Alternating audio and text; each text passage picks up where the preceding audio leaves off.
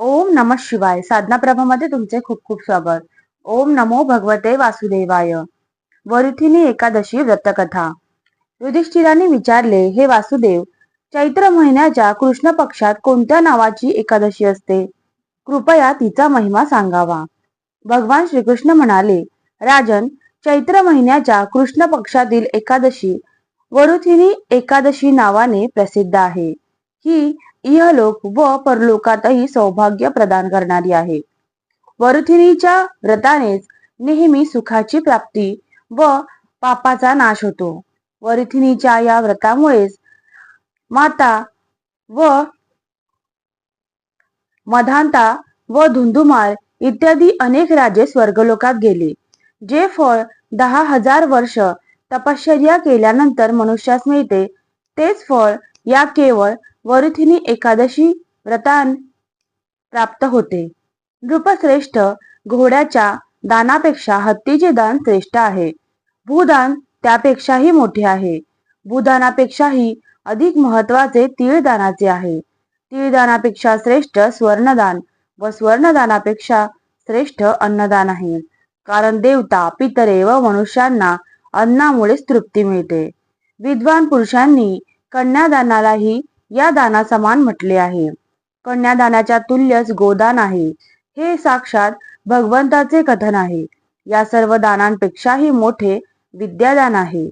मनुष्य वरुथिनी एकादशीचे व्रत करून विद्यादानाचे फळही मिळवतो.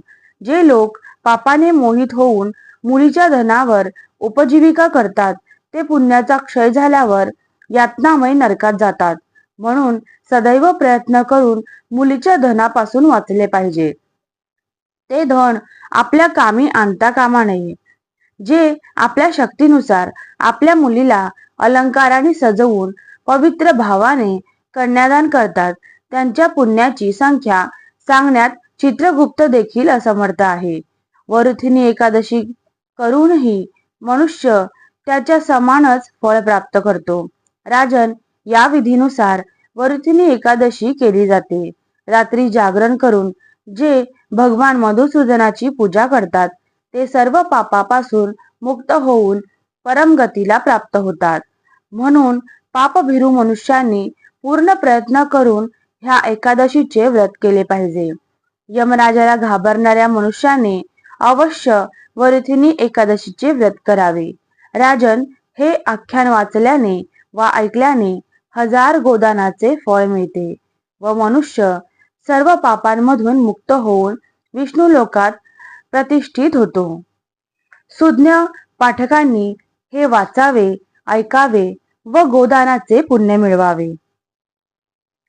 वरुथिनी एकादशी व्रतकथा संपूर्ण. श्रीकृष्णार्पणमस्तु.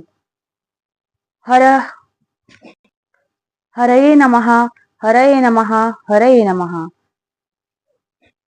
ओम नमो भगवते वासुदेवाय. परमहंस सद्गुरु स्वामी मकरंदनाथाय नमः. ओम नमः शिवाय.